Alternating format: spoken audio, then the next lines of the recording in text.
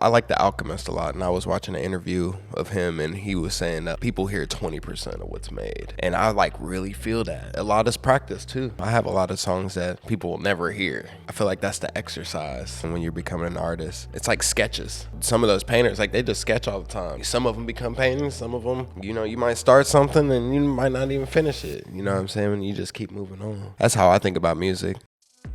Hello everyone, and welcome to episode 9 of the Scene Creative Podcast. Today, I sit down with hip-hop artist Dom Chronicles and talk life, spirituality, music, and art. I hope this conversation encourages you and inspires you, and that you're able to take something practical from this conversation and apply it to your own life. So sit back, relax, grab a cup of coffee, and enjoy episode 9 with Dom. You just released some new music. Yeah, man. Love, Hate. And a couple months ago, I released another single, In the End. And just been having fun with it. Yeah. Yeah. So when at the day that this comes out, Love, Hate will have been out for about a week, because this will be next okay. week. So word up. Tell me about Love, Hate. What's kind of the inspiration for it? What were you thinking in the process? Tell us a bit about it. Well, the song was actually written 3 years ago. Oh, wow. So I feel like if you truly make timeless music, it really don't matter when it come out, So I felt like that was a good song. My boy Gloam, who produced the song, he's from Canada, and it's crazy. It's always full circle because I always keep in contact with a lot of the people that I was in contact with when I first started, or the first people I reached out for beats when I first started rapping and stuff like that and making music. And we've just been cool forever. Mm-hmm. It doesn't matter if I'm on the albums or on their albums or they're on mine. We're just always talking. So, that was just one of those tracks that he sent to me. And, it was like a stream of consciousness, you know what I mean? I get a few tracks like that here and there, and where I don't have to really think about what I'm saying. It just kind of just pours out, and and that's just how I was feeling at the time. I got hella niggas that love me, hella people that hate me. You know what I'm saying? Yeah. You know the rest. So just kind of speaking on what I deal with sometimes in my life, and the balance between the two, because I feel like we live in this world where people pleasing is the thing to do. Yeah. You know what I'm saying? And people don't like when you don't do that. You know what I mean? Sometimes, or show that kind of courtesy. I don't, people know me, I don't show courtesy to everything. You know what I'm saying? Things just kind of have to align with me. So, it's just kind of dealing with that, there are people that love you for who you are. There are people that are going to hate you for who you are, and that's just the yin and yang of you, truly becoming your higher self, at all points in times, Not everybody's going to ride. Yeah. No, it's real. Yeah. Tell me, I know you said that the song was written 3 years ago. It's just now being released. So would you say with your, your flow, typically what's the percentage of things that you're just sitting on versus things that oh man, we've been working on this for the last year and now it's out, versus things you've been sitting on for years? Man, I have so much music that people don't hear. I like The Alchemist a lot, and I was watching an interview of him, and he was saying that people hear 20% of what's made, and I really feel that. I feel like a lot is practice too. I have a lot of songs that people will never hear, because just I might not think is tight, or man, I'll make something one night and be like, oh shit, this is crazy. You know what I'm saying? I'll wake up in the morning and be like, man, that bar sucked, whatever. But at the end of the day, that's just like, I feel like that's the exercise, you know what I'm saying, when you're becoming an artist, you know. So I think it's like sketches, you know, like there are painters, and then some of those painters, like, they just sketch all the time, you know. You might not, and then it becomes a painting. Some of them become paintings, some of them, you know, you might start something and you might not even finish it. You know what I'm saying? And you just keep moving on. You know what I'm saying? That's how I think about music.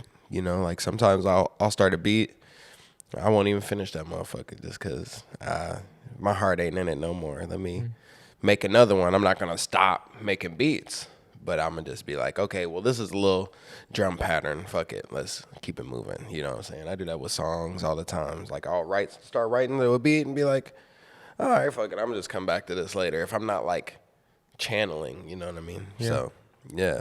What's kind of like, do you have like practical things as far as like, I'm going to release that or I'm not going to release that? Or is it more just like feeling? It's a feeling thing. I think music is a feeling thing. You know, if it makes me feel good, and the people that I play it for, you know what I'm saying? I have like a council, you know what I'm saying? If it's feeling good, then yeah, I'll drop it. Yeah. But Like if it ain't- friends and family? Some friends, yeah, some friends. I have some people that I don't even know. Sometimes I'll send a track to somebody I don't even know. You know, we might just be friends on Instagram or something. You know, and that's it. I ain't never had a conversation with this person in my life. I might hit them up and be like, hey, you know, I'm thinking about this track. I just want to know what you think about it. And they might be somebody that works at a bank or something. And they just be a random person, you know. I feel like you should always do that, though. Yeah. It shows that you're kind of like, you know, you're a personable person too, you know. Yeah. Well, and I think that's even just from the conversation we've had before we started recording, I think seems to be something that's really important to you. Like we even talked about, like, you don't care about, you're not trying to become an A-list celebrity. No. You know, like, Hell no. you're not in it for. I want to go grocery shopping. You know what I'm saying? I enjoy normal life. And you want to be able to pay the know? bills. And I want to be able to pay the bills. If you could live a normal life. Yeah. And provide for yourself and your family while making art. That's the goal, man. Yeah, for sure. You know, or just doing what I want. You know what I mean? Like, you know, of course, it has to be managed. I feel like it's all possible. It's just about how you manage it and manage your time and, like, you know, what you're doing. You know, I couldn't imagine being a celebrity. And I think that's why I probably won't ever be one. It's because I don't imagine it. Your imagination's just, like, so powerful. Yeah. You know, but I don't see myself on Drake level. Right. You know what I mean? Like, I'm like, I don't want to be there. Yeah. You know, I really don't. Give me the in-between, you know, to where it's like, give me the respect. You know what I'm saying? That's what you know, for the skill, you know, and shit like that. Now, I'm good, for real. And the dedication. Yeah. The time put into it. Yeah, Like, you've been doing it for exactly. years. Right? Exactly. It'd be nice to feel like. Get you know what I'm saying? Like, you know, the fruits of my labor. Yeah. You know, I want that. But I also want what I deserve. You know what I'm saying? That's all. You know, I want what I deserve. It's not always about what you want. You know. What do you think you deserve? The best. Straight up. The best life. The best, you know, in my idea of it, you know. I think I deserve security. I think everyone deserves to think that they deserve something. I feel like a lot of people just don't. I feel like we're programmed to not think that, you know? Like, we were talking earlier about, like, being results driven, and, you know, I feel like we all deserve the best at all points in times, you know? But I feel like we've been shielded from thinking that we can achieve that, you know, or there's so many, like, or we've been taught to believe that there's so many little steps to get there. And I'm like, that's not true. I think it's all in your mind. Or maybe what we deserve is maybe we need to. I wouldn't say it's be more realistic because obviously it's good to have unrealistic goals for your life and to dream big but also like we kind of talked about, like enjoying the process and being content with like the journey itself should be enjoyable, or you should try to learn to enjoy it. To learn to enjoy it, you have to, because ultimately, you and the powers above put you here. You know what I'm saying? Like your thoughts and what you say, how you spend your time. That's how you get to where you're at. I feel like we just have to come to a point of acceptance of like, your current state and realize that that's okay. No matter where it's at. Take us back to little Dom. Little Dom. Like Little Bill. Straight up. What do you want to know about Little Dom? I mean, like what were you like as a kid? Like, what was your family life like? Your home life like growing up as a kid? Because all that shapes us, right? Yeah, it does. Like, what? And you don't. I mean, you can share whatever you want to share, but for sure. But that's what I mean. Yeah. Man, as a kid, I was just kind of into a lot. I was kind of blessed. I was blessed with the opportunity to have options. You know what I mean? And options of what I wanted to do. My mom was hell bent on keeping us out of trouble, for real. So, I've experienced a lot, man.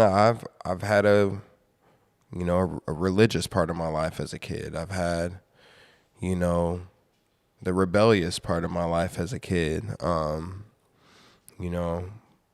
I always had a wide range of friends, so I kind of experienced a lot. I got to do a lot of things, man. I was very open-minded, and my parents were open-minded as well. It was my mom, my stepdad. They're no longer together, but I met my biological father at 9, so that was kind of, that kind of definitely did something. I don't know what it did, but it was part of who I am. And me and him are still cool to this day. But I was really, I'm very family oriented. Like I'm really in touch with my grandparents. I call my grandparents all the time. I talk to my mom every day. Like I know all my cousins.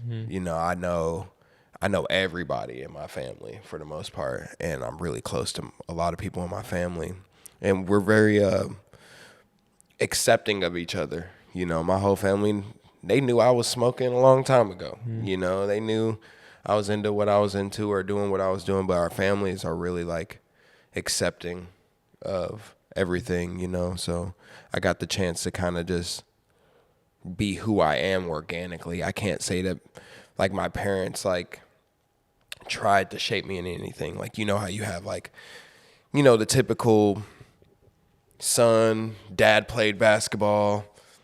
The moment that the son can walk, they're in basketball camps and doing all kinds of shit because they just want their son to be like shaped into this basketball star, to go to college and do all this and that. I never had none of that. Like I had what do you want to do? Oh, that's cool. And then I might not want to do that no more. And then they'll be like, okay, well, you going to have to do something. So figure out something else you want to do, So I got a black belt by the time I was 12. I always did pretty good in school. I was always at school. I never like missed school. Like I didn't skip school. I wasn't a school skipper or none of that. Like I always went to school. And when I was in high school, I went to school high as fuck. You know what I'm saying, all the time. Can I cuss on here? Yeah, you're good. All right, okay. All right.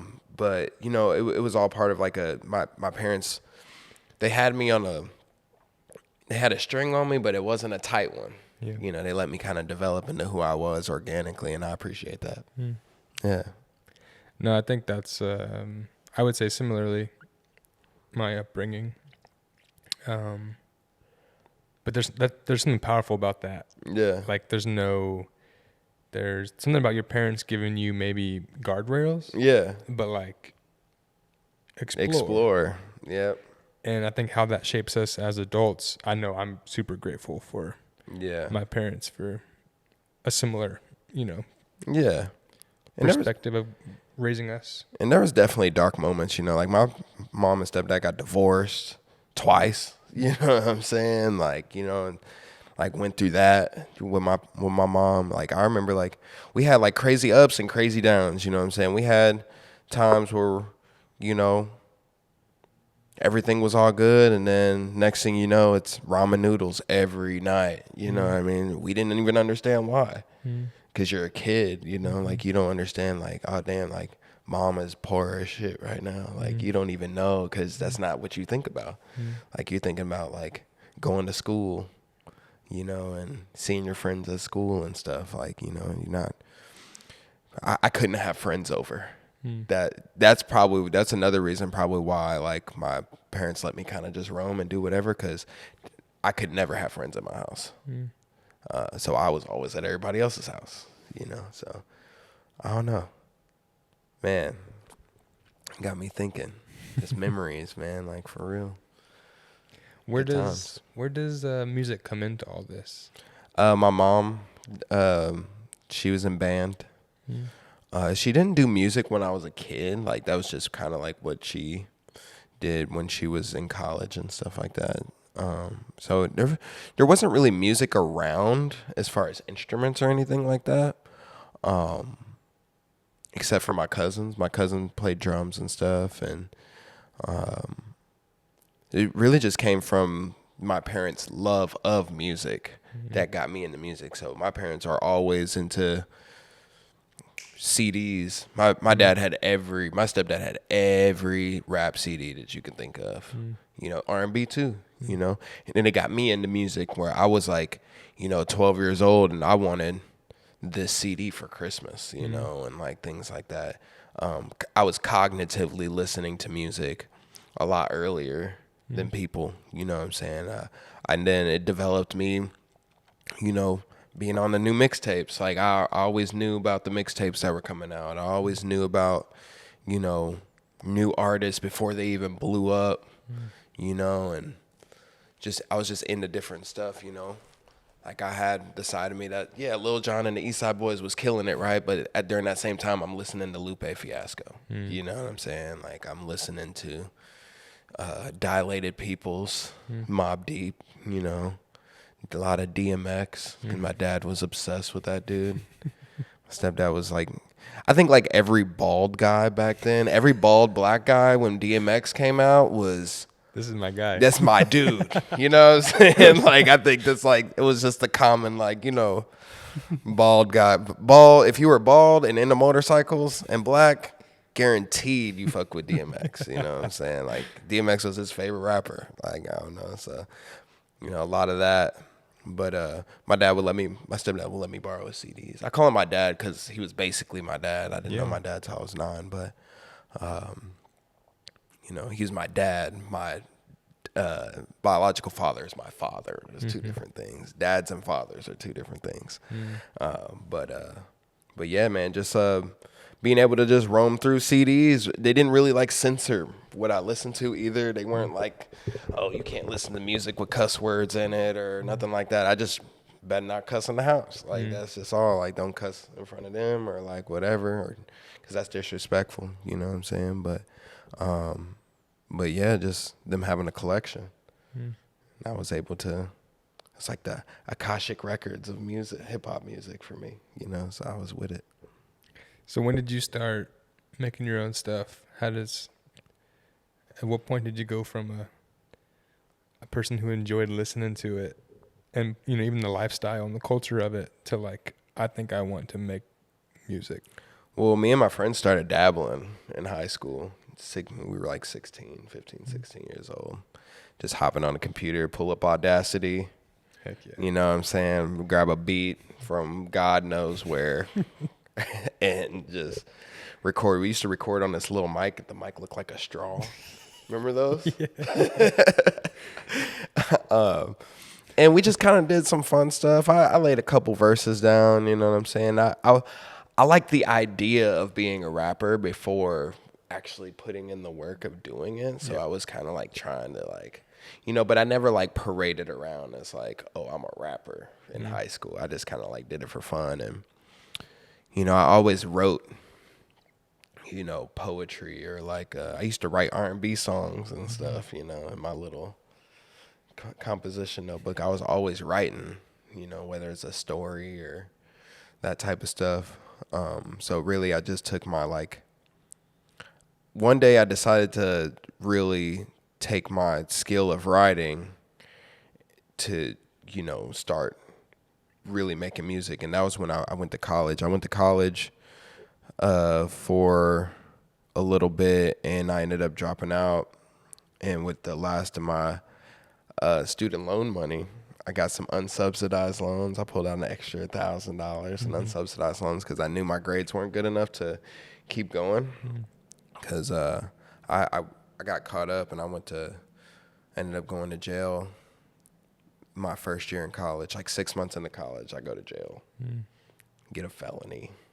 You know what I'm saying? And then I'm just working at Sonic, going to JUCO, trying to figure life out, and just all of a sudden, I met Currency and Wiz Khalifa one day, because I used to do like show promotions and stuff like that. I kind of got into like doing promoting for hip hop shows and stuff with my boy Troy. Shout out to Troy Van Horn. He was like kind of like the first person that would bring underground rappers through. So like Smokers Club, all that shit. I wasn't even rapping then, when that was coming around, and Currency and Wiz Khalifa, when he was first like getting big, he would always do shows in Lawrence, and my friend was the one who threw those and put them together. So I hung out with Wiz Khalifa one time at IHOP, and I met his manager, Will. I don't know if he remembers this or ever will, but I remember it forever. And this is when I'm just like helping promote shows and stuff, and seeing somebody I looked up to as a rapper, because I was listening to Flights. That's when Flight School came out. You know what I'm saying? So I was heavy on the Wiz Khalifa, and seeing somebody in front of me that I looked up to so much, realizing that they're just kind of like they're just a normal person. Like I just smoked a Black and Mild and a blunt with Wiz Khalifa, and we just sat outside and had a conversation. And I asked him about like, yo, like with this rap shit, like, what's driving you to keep doing this? He's like, bro, I'm just doing what I can. And when he said that, like, I was like, yo, like, that's all everybody is doing. So, like, I'm like, always had this, like, fantasy of, like, oh, I can be a rapper, you know what I'm saying? Because because of my knowledge of music, my love for the craft, and I just started doing it and putting tracks together. I took my $1,000 in unsubsidized loans right before I knew I was about to drop out of school and get kicked, basically to get all my student loans taken away, all that shit. I couldn't continue school no more because I wasn't going to pay for it. And I went and bought like some basic recording equipment, and I just started recording, bro. Started making music, recording in Cubase. One of my mom's friends was Cubase certified, hooked me up with Cubase. And it was history from then. I started looking for beats and started rapping and rhyming, like, and writing shit down, writing down my thoughts, and just kind of being as organic as possible, But yeah, that's how it started. And now we're here. I'm curious though, like your mindset at that time, right? Where it's like, how you were, what grade were you when you dropped out? How much of college did you do? I only did like a year, bro. Okay, a year and a half, maybe. So 6 months into your freshman year. 6 months into Benedictine, I go to jail. You go to jail. And I get out. I'm not going to act like I'm just like a thug or nothing, because I was in jail for one day and my mom came and got me out. But, fuck Benedictine, because y'all didn't call my mama when I went to jail. She had to find out on her own. How'd she find out? I don't know. Because like I said, I talk to my mom every day. So when she don't hear from me, she knew something was up. She didn't hear from me for a while after me hitting me up all the time, because I'm always, so she called the school, and then the school told her. But they didn't call her. They just took my phone. That's whack. It's crazy. So you go for one night. Still, though, I'm curious, like, how did that one night shape you? I mean, it shaped me it didn't shape me as far as like music goes, but it shaped me as in a way of like, I'm not going to jail ever again. You know, because I'm in Atchison jail. You know what I'm saying? So that jail is a lot different. There's people in holding to go to prison.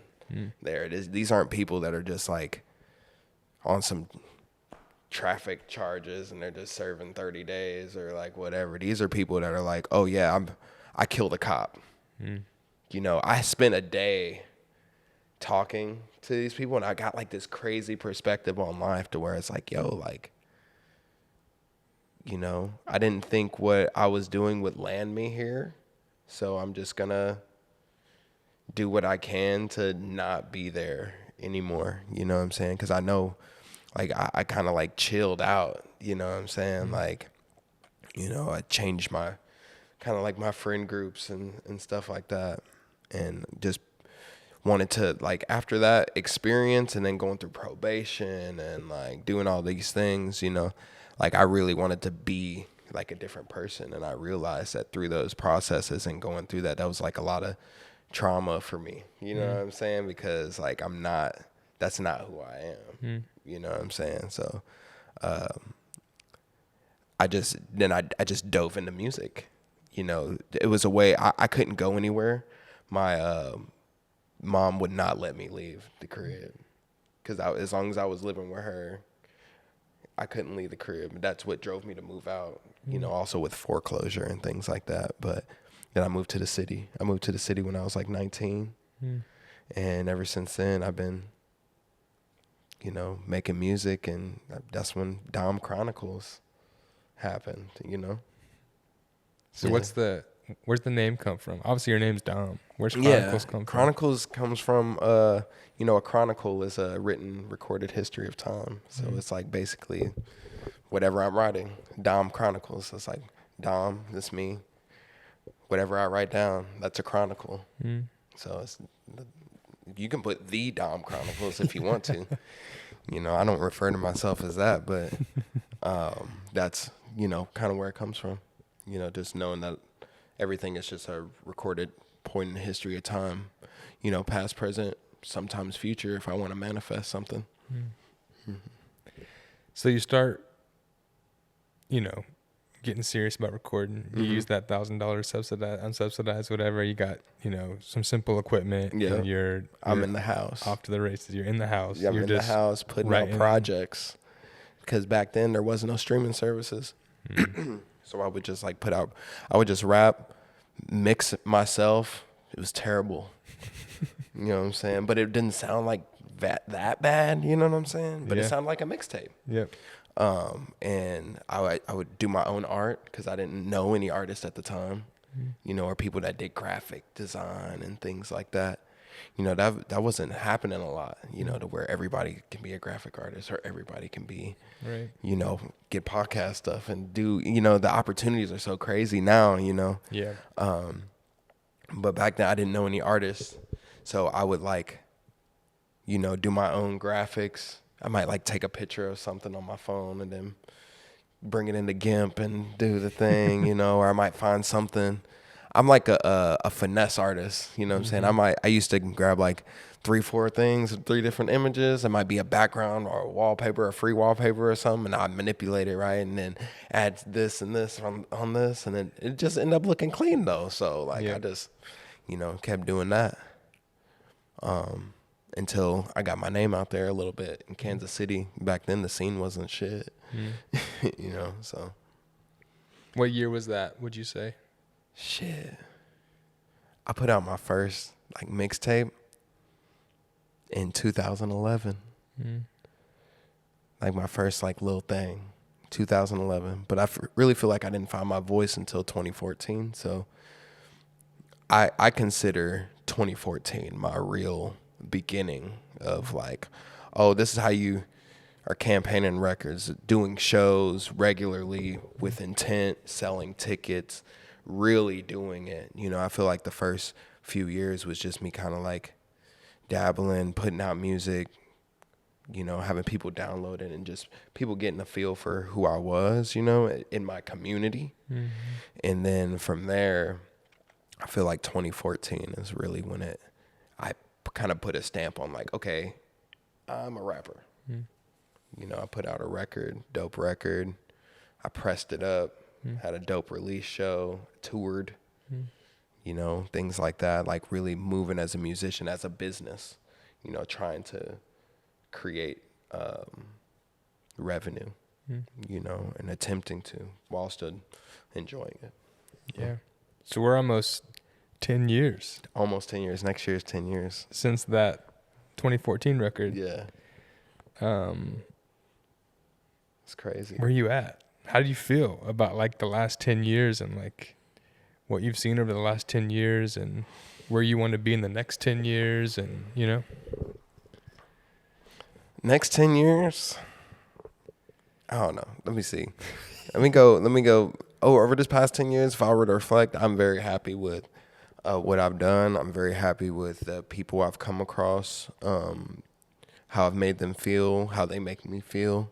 I'm very grateful as well because there's a lot of people that don't even get to this point, to where they have like some sort of influence in their community, so I'm very thankful. I'm very grateful, for the progress that I've had and me understanding music and the music game and kind of like the industry and how it works. Sometimes it takes that long, sometimes it's not all like, I feel like it's a marathon, not a sprint, you know what I mean? So, you got some people that blow up in 2 years, or like you got some people like, that be like, oh yeah, I just started recording last year and they just blow up, and that's okay. You got some people that just been at it for, it might be they 12th year in, people will be like, oh, Larry June, right? Larry June has been making music for like 10 years, 11 years, Currency 20, you know what I'm saying? Yeah. Like, Lil Wayne's easily 25 years in to 30 years in. Like, think about that. Like, like of rapping, so it's like, you really have to love it. It's not about, you really have to be doing it, not even based off the success that you get in the plays and stuff. You got to keep just doing it because you want to, because that's who you are. That's the only way it connects. So that's what I do. Well, one just thing, keep on going. I definitely appreciate that about you, especially like, the generation coming up and even a lot of millennials. There's just a lot of like, at the pace of social media right now, and there's just like really, it feels like you got to do things so fast, like it feels like, if you haven't made it by 30, like, what are you doing, bro? You know what I mean? Like sometimes there's like those external pressures of, that's like, crazy. It makes me feel really bad for like, I think Easton and I were even talking about this last week, but like, can you imagine the social pressure currently of like 15-year-olds in high school, like feeling like they haven't done what their peers have done by 15? Yeah. And, like we're kind of, in the middle of, we've seen the gap of like the internet and now social media and whatever, but like to them, that's all, they don't know the pre-internet world, but I definitely appreciate about you just like this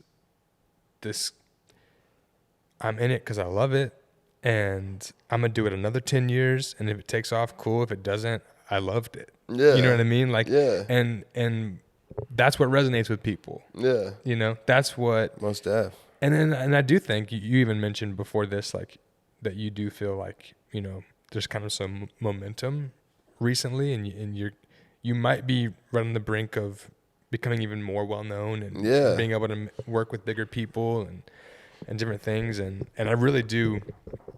I feel that for you too, and I hope that for you. Thank you. Same, whatever endeavors that you have, whether it's with the podcast or outside of that. Heck yeah, man. But it's like, even if it doesn't, right? Right. But it has to. It will at some point. It has to, bro. It's inevitable, bro. Yeah. That's how I think about it. But that's why I feel like people should be into more things. We were talking about earlier, just like, there's more to me than rap. Yeah. You know, I'm not just that. So I feel like there's a lot of avenues and doors, you know, for, you know, multi-dimensional creatives, you know what I mean? I got music. I love to DJ.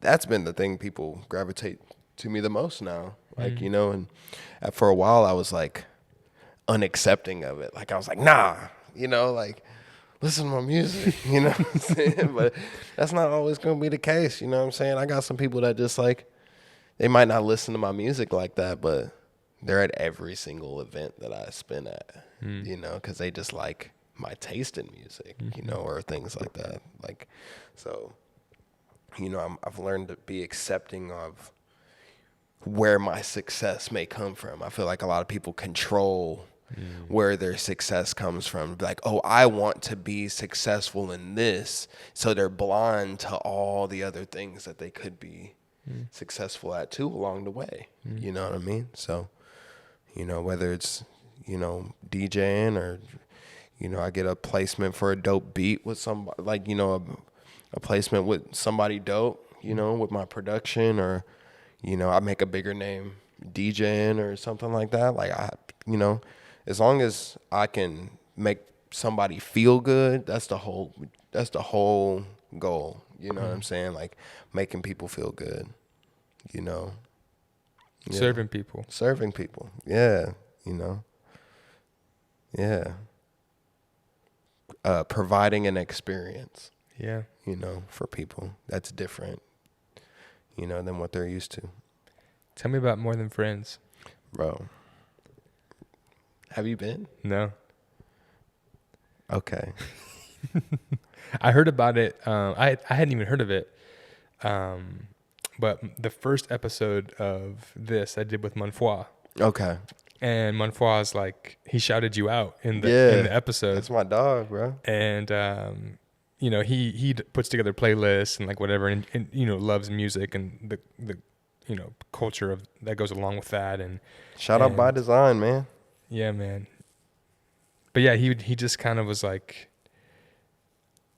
he was talking about some things that were going on in Brooklyn that were like similar, like people discovering music and kind of DJing and mixing and like this community around people just getting together and listening and whatever. And he shouted you out and just said like, shout out to Dom with what he's doing with More Than Friends. And so yeah, so I'm coming from a place of like, relationally, he shouted you out, but I have no context. So More Than Friends is a party that I throw down at the Ship once a month.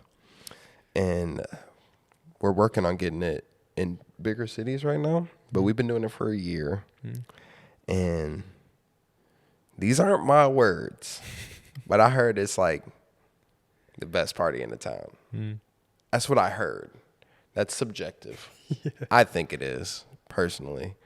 But yeah, man, we bring some DJs from out of state. It's really a good platform for for us to really bring the city together, you know, in our crowds, and show them new music, as well as play those things that get them going, you know. But it's also a good platform to bring other artists and other DJs in from out of town, because, you know, to keep it 100, a lot of these people that I want to come here, they wouldn't come here unless they were doing something like that. You know what I'm saying? Unless they had a gig or they had this. So, you know, Kansas City is it's a cool city, you know what I mean? But there's a lot of people that wouldn't come here otherwise. So I feel like it's another way for, you know, some of these DJs that I know to consider not flying over this place. Yep. You got to jump in here, bro.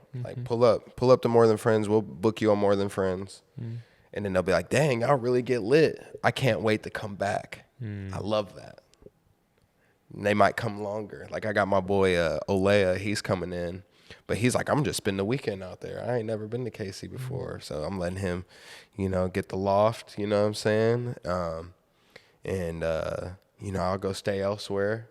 And we're just going to make a whole weekend out of it. You know what I'm saying? We got More Than Friends on the 28th. You know, it's just we're just really making it like a community. You know, there's never any funk. There's no fights. Everybody there is really like, they're there to dance. They're there to have a good time. We got our own drink now. It's called Passionate Friends. You know what I'm saying? We're working on some more stuff like merchandise and things like that, and really just expanding it into like a, you know, it's really going to be like, it's more than a party. You know what I'm saying? I want people to think about just the concept of more than friends in their homes. You know, so we have the playlist, we have, you know, a pretty interactive website right now, and, you know, people are just really gravitating toward the brand a lot, you know, as yes, it is a party.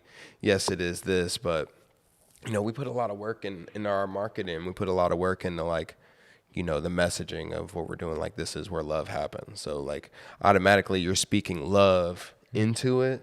So we only want people that are in the frequency of love to be there. You know what I'm saying? Like, and that's how it is. Like, we want you there in that frequency, you know, no less, you know what I'm saying? So, it's a good event, lots of people, lots of diversity, you know, between, you know, sexes and race and, how you identify, you know what I'm saying? Just bringing it all together. That's cool. How long you been doing it now? A year. We did it a year. Last month was our 1 year anniversary. And they've been every month. Every month. We don't do every single month. We take off November and January, but 10 times. But then we're trying to get, I want to add New York once a season. LA once a season. You know, Atlanta, if you see this, holla at me. Let's figure something out. Atlanta would be a cool place. Atlanta would be a cool place to tour to. But yeah, I'm looking at it as a vehicle for me right now, and you know, the team. You know, we got a nice little team going, and I'm very grateful, very very blessed with the opportunity and the idea. You know, so yeah, that's cool. Yeah, bro, you got to pull up sometime. It's a good time. We just DJ. You know what I'm saying? Have a good time, bro. Like, we get to go back to back a little bit. You know, try to feature an artist, and I don't know. It's real simple, but it's when you get there, you'll feel it. I can't really describe it. You know what I'm saying? It's a different feeling. I thank God every time. Yeah. Yeah. Well, I think it's, you know, a lot of it probably comes down, without even having been there, a lot of it comes down to, I think, your just intentionality to build community. Like, it's more than you. It's more than. It's bigger than me. You know, it's a community, and part of it too is like, you've been here a long time, and I'm sure you've had opportunities to leave, but you're still here, right? Yeah, I've had some opportunities to leave, and you know, not all of them worked out the way I wanted them to, but above having opportunities to leave, I have opportunities to, wherever I go, to return.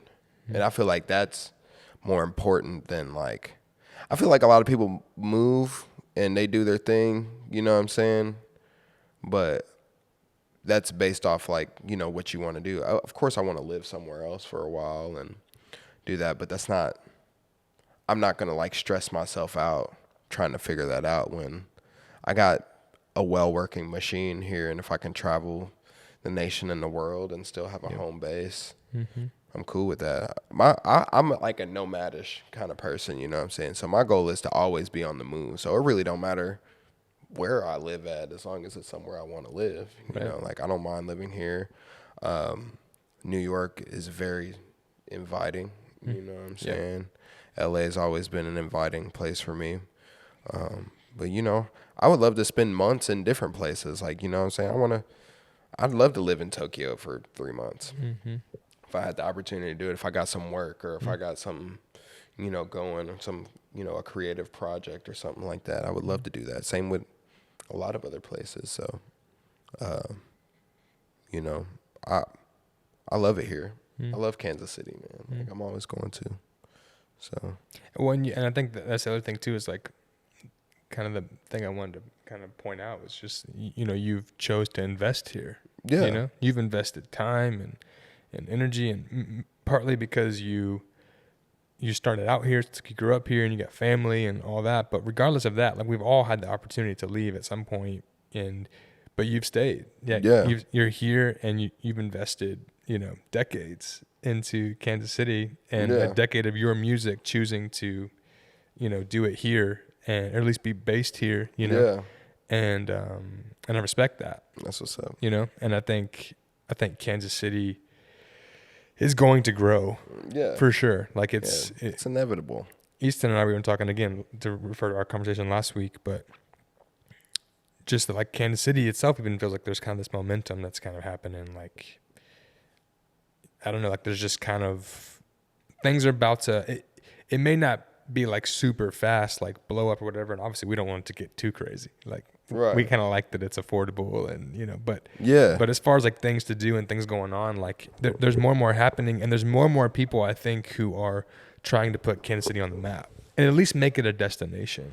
Yeah, exactly. And I think that's been one of my biggest goals here, you know what I'm saying? And creating, I think More Than Friends is that event, you know what I'm saying, that creates it to be, that makes it like more attractive. Like, I feel like we're all doing things to make our city more attractive in a way, you know what I mean? To where, I'm tired of people confusing it, like that's like the common things. Like, everybody thinks they're in Kansas when they're here. They don't know the difference. But if more people came here, they would know the difference. And then, not that one's better or the other. I hate that conversation. But it's just crazy that people will come to Kansas City, Missouri, and still think they're in Kansas. And it's really just because they don't think hard enough about this place and what it has to offer. Like, people don't know that the Kauffman Center is like probably the best sounding theater in the nation. Like, it's built that way on purpose, you know what I'm saying? Or like, people don't really, like, people look at our football team and that's it, you know what I'm saying? Like, we're a very art based city. And I feel like it's coming back around, you know, to where people realize it for the actual things that drive it from the inside versus the out, you know what I mean? Like, we're just not the Chiefs, you know what I mean? Like, we have so much to offer, as far as a city, and that's why people are moving here. I've seen a lot of people from Texas move here, a lot of Cali, a lot of California people pull up here, and it's just gonna grow from that. I'm excited. What's kind of what are you working on right now? What I know, you had a couple weeks ago a single. You had another one yesterday. Yeah. What are you working on? What do you want people to know about?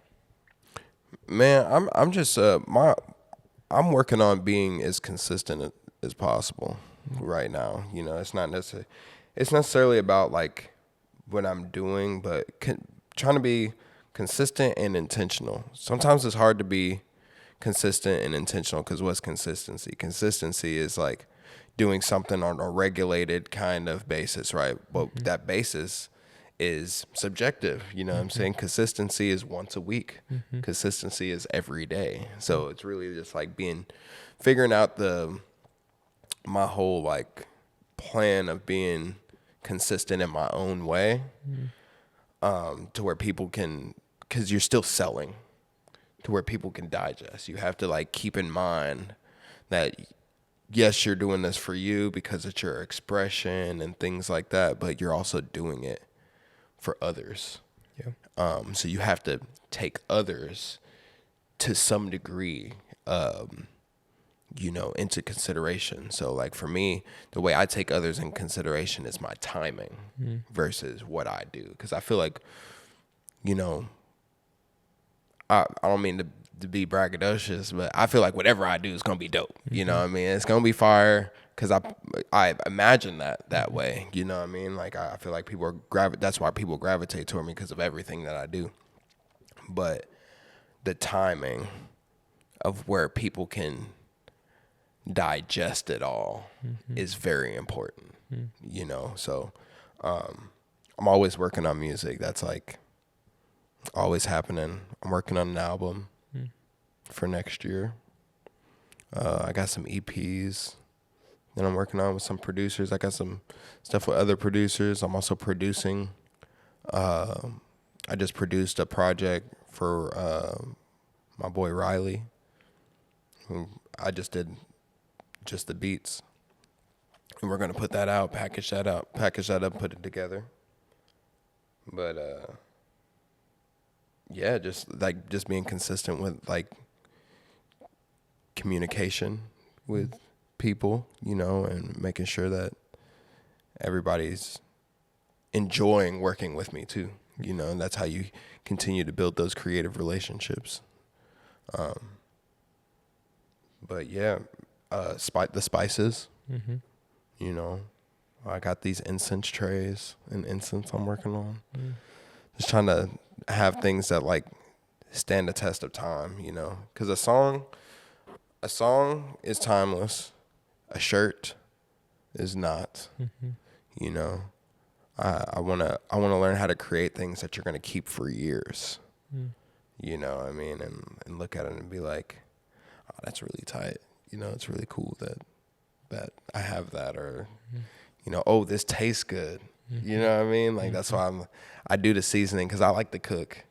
And I was just thinking about it, and I'm like, yo, like, let me do something for my like home chefs out there. Not even people that like put it out there like that, you know. Not everybody's trying to be a chef. But if you could like, you know, get something different to spice up your home life, you know what I'm saying? And that's what's up, you know. Same with the incense trays. It just adds like decor and things like that, you know. Makes you feel good when you look at it. You're like, man, I have a nice living room, you know what I'm saying? Let's add this. Like, dang, this just switched it up, you know what I mean? Like, you know, I'm very inspired by like interior design and stuff these days. So yeah, I've been loving your like even on Threads recently. I noticed you've been doing some like inspo. Yeah. I have a whole gallery of that shit. Like, you know, so. But even just getting into things that like, my goal is to express myself in all ways that I enjoy. So I like plants, right? What's stopping me from making my own pots? Yep. You know what I mean? Like, it's really not that hard, you know, to do it, you know, like, but a lot of people don't realize that it's not, you know, I want to write a book one day, you know, things like that, you know, and to keep studying, you know, I study a lot. How and what would you do to, you know, encourage the 15-year-old kid, right? Like, take yourself back to, you know, high school. Maybe it's more like the college years of discovering, like, I want to start making music. How would you encourage somebody who's not where you're at, right? To get where you're at? Man, I feel like don't do it for an outcome of, you know, I feel like you got to have the right reasons to do something. Yeah. So, just whatever you're doing, whatever you decide to do it for the right reasons. The right reasons could be whether you enjoy it. Like, you enjoy rapping, rap. Now, if you're rapping to be cool, that's not cool. It's telling, you know what I'm saying? And people can tell that you do that. Yeah. You know what I mean? Like, or if you're making, you know, if you're doing it, don't do anything for no kind of clout. Like, that's not the reason why you should be doing anything. You should be, it's something that you love too. You have to take money out of the equation too. You know what I'm saying? Like, yes, of course you want to eventually make money and off what you're doing, but you have to understand that the spirituality behind creativity. You know, I think you know, you're a pencil. Up there is the artist, you know what I'm saying? You're an artist, but you're really just expressing things that are channeled through you from something else, you know what I'm saying? But you're a vessel, yeah. You know, so learn how to be a vessel, you know, whether it's for the Most High or to be able to channel your emotions, you know what I'm saying, as fluidly as possible. You know, I feel like there's also just countless examples of, you know, people that make music for money, you know, but you have to enjoy it at least a little bit, you know what I'm saying? I feel like a lot of people be capping. I feel like, oh, I ain't no rapper. I'm just getting this stuff. And I'm like, yeah, but you are a rapper though. You obviously like doing it a little bit, you know what I'm saying? So, but really just love it, you know, unconditionally. And it's okay to have a job when you're doing a creative endeavor. It's okay. Quit thinking that it's not okay to get a job. I think that's the dumbest thing people do is they're like, oh, I want to be a rapper. I don't work. Or I want to be this. Oh, I'm not working a job. You better go to work, bro. You know what I'm saying? Because there's nothing worse than, you know, there's nothing cool about being like broke because the money is so endless in the world. There should be no reason why, like, unless you can't like physically do something, there should be no reason why there's not enough energy in you to provide for yourself. When you get to the state of providing for yourself, when it comes to shit, you can hear it, just everything's just a lot different when you make music and stuff like that. Until you get there, until you get to that point to where you're there, you know what I'm saying? Like I was there for a little bit, and you know, even for me, like I'm very transparent with people, you know what I'm saying? Like I don't mind working, or as long as it's something I like, you know. But yeah, don't stress yourself out going crazy and going crazy broke over this, because there's other ways to do it, you know what I'm saying? I feel like that's how people like drive themselves down, and they never become successful because they, you know, feel like this is the only way that I can create revenue, and that's not. You know, there's so many like money is an energy, you know what I'm saying? So like really treat it like that, you know what I'm saying? It's gonna come. Don't be discouraged, you know, because you're not living off your art. You know, like that's okay. You know, you're gonna get there. I'm trying to think of anything else that I would tell someone. Be authentic, man. You know, just be real.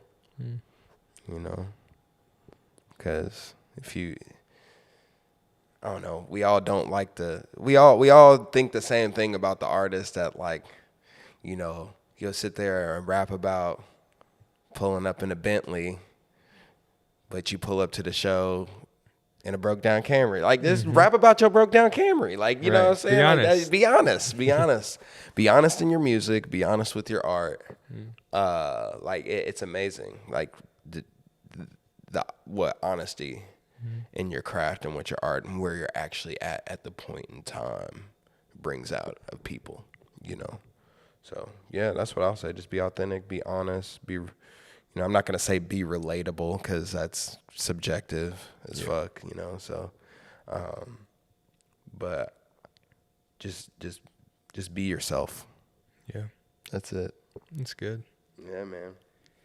You mentioned, you know, you made a comment just now about, you know, being a vessel and being a pencil, and the artist is upstairs. And even earlier, you know, you mentioned in your childhood having like a religious, you know, stage. Like, how does that play into what you're doing now, and how do you see all that now, I guess? I definitely include, my idea of God is a lot different, you know, than your religious ideology of it, you know. I feel like it's all connected, you know. I feel like God experiences through us.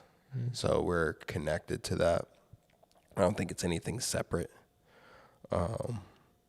So I'm very heavy in putting that in my music, you know, to where I feel like it's all just really an energy, but there is like there is a right and wrong, you know, to it. There is, you know, morality. You know, I believe in morality. I believe that prayer is one of the most powerful things that you can do.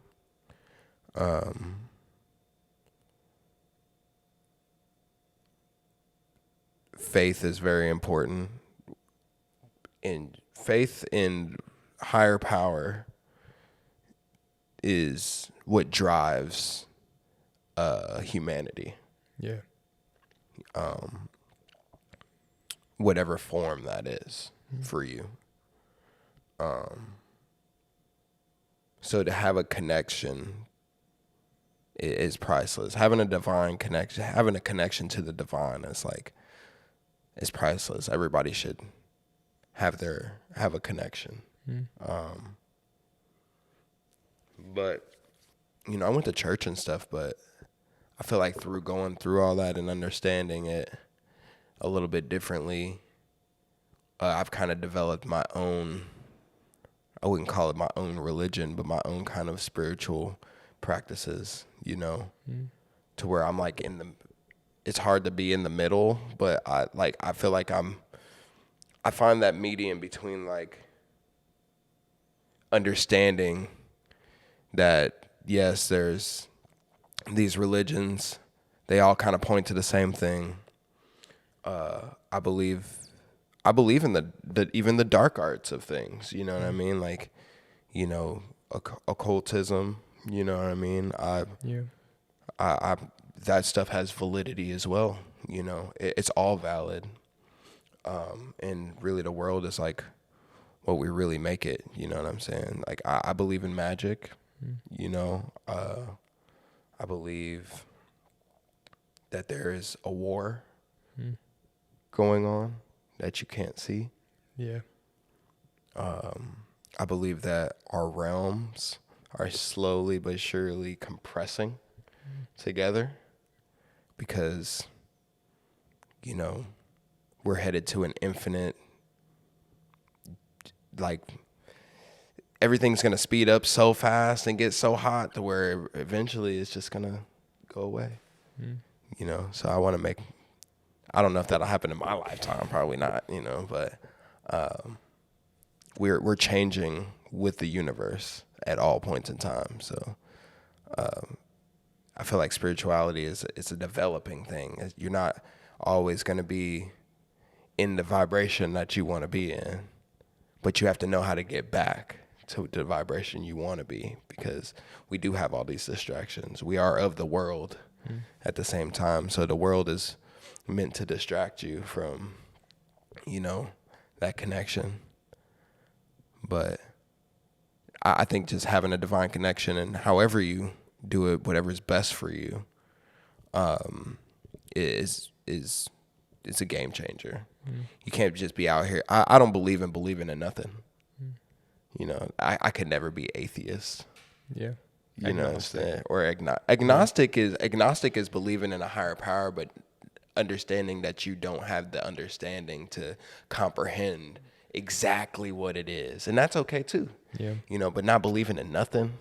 You know what I mean? Like I refuse to believe in just what's in front of me, because we don't see everything. Our brain only processes 11% maybe of what's in front of us at all points in time. You know what I'm saying? Like the colors we see aren't really the colors they are. It's the colors our eyes perceive them to be. We don't know what color trees are.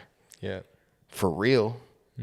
You know what I'm saying? Because everybody sees them different. We know what color things are based on our perspective. So I think everything's perspective, you know, how you look at things. And that's what brings the energy, and that's what creates the aura around you. You know, if you don't believe in nothing and you think we're all doomed and you think life is a big fucking joke, then your life's gonna be a joke. But I don't think that way. You know what I'm saying? I think that like we're all put here for a reason, for a purpose. Even if it's like that one person that you might say some encouraging words to on the street that you don't know who they are, but that might have changed their fucking life. Yep. You know what I'm saying? That could have been one of your things. You know, that could have been your purpose. You know, or your purpose can be bigger. But it's all based on like, I feel like your thoughts become things. You know, I'm really big in I like Neville Goddard. You know what I'm saying? You know, the world, he said the world is a mirror. You know, so whatever your inside is, that's what reflects outside. You know what I'm saying? Your space, your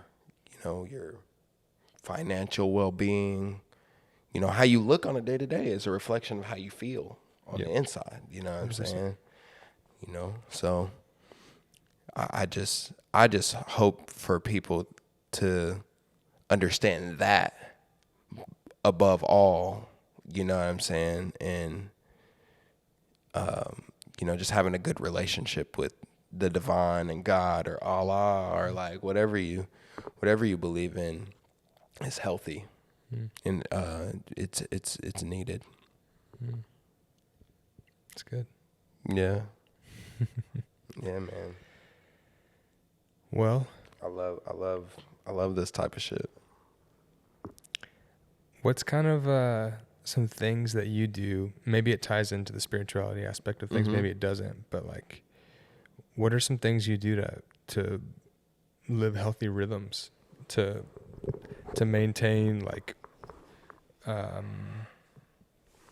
maybe maintain that consistency, maintain that intentionality, maintain all the things that you're doing, and making sure that you're showing up for people and serving people and putting art out into the world and putting your best self in your creative work, and you know, like all the things. Like, are there things that you do, maybe practically, maybe theoretically, whatever, to maintain that?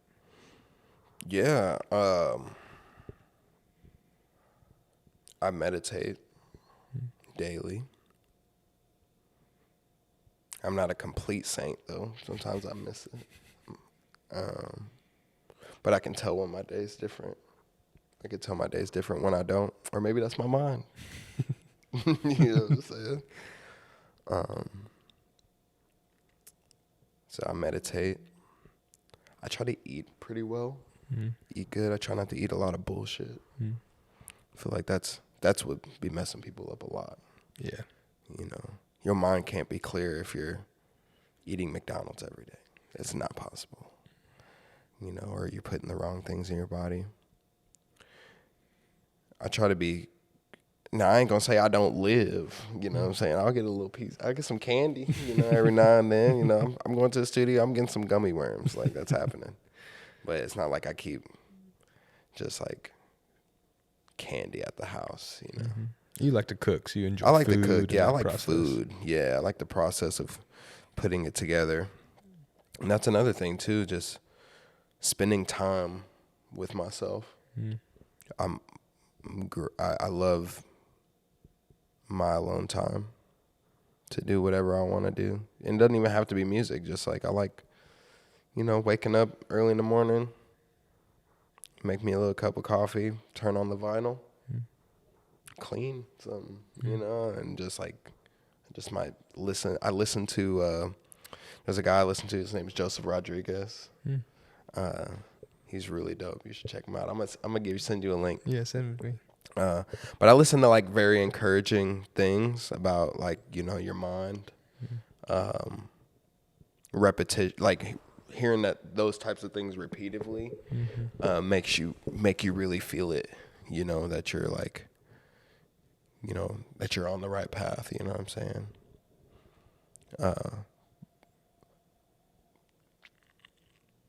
You know, I create. That's essential to my spiritual practice, because I think music is a spiritual thing. You know, Absolutely. It all came out like how music was created was spiritual. You know what I'm saying? It's Like it came from nothing, Mm-hmm. you know. Everybody used to be beating drums around fires, and now have whole music programs with any instrument that you can think of, Mm-hmm. you know. So, I go for walks in nature. You know what I'm saying? I'm not going to drop where I go.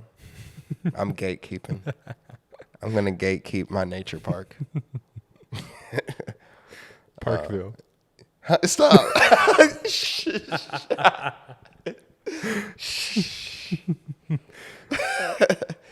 Yeah.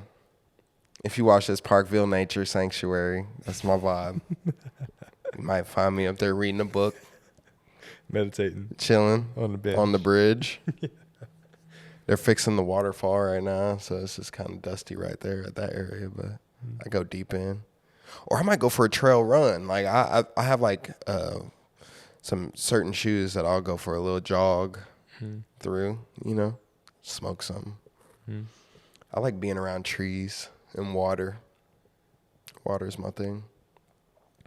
I go to Cali on the 18th, so I'm excited to get, you know, near a beach. Yeah. You know, just kind of hang out. But yeah, I just make sure I do things that I really enjoy. Like and take care of myself and take care of my things. Like I like going to car wash. I'll go wash that's a form of meditation for me. I'll get my joint, get my coffee, meditate, boom, drive to car wash, wipe my shit down. You know what I'm saying? Treat it like it's the next car I want. You know? And yeah, man. Just taking care of your space and your energy. I feel like that's very important. Yeah. I don't have anything really like, I feel like the only practical things you can do is like, you know, meditate, eat good, pray, tell your people you love them, and, you know, spend some time with your craft and what you love to do. And that's how you stay good. It's good. Yeah, dude. You got a show coming up. Yeah. I got a DJ gig out in LA. I'm doing a cuffing season party on the 21st. And then More Than Friends is coming up on the 28th of this month. And we're working on this cool little festival. It's going to be in October. Cool. Yeah. Where's that going to be? Here? Here. Mm-hmm. As like a part of More Than Friends? It's going to be another thing. Cool. Yeah, I teamed up with some good peoples. And we're going to try to create a unforgettable experience for people here. Yeah. Mm-hmm. So you got more details about that you're allowed to share or anything? I'm going to wait. Yeah. I'm going to wait. I'm going to just say it's me, Kai Colors, Ashawn, you know, Wasteland Swan, Reality Makers, kind of just cool. Teaming up. Heck yeah. You know, you'll see. October. Cool, man. Well, thank you for being here. No problem, bro. I appreciate it. I had a good time. I enjoy the space a lot. I like these kind of free speaking vibes, you know. It's good. It's good. I appreciate what you're doing. Yeah, man. Yeah.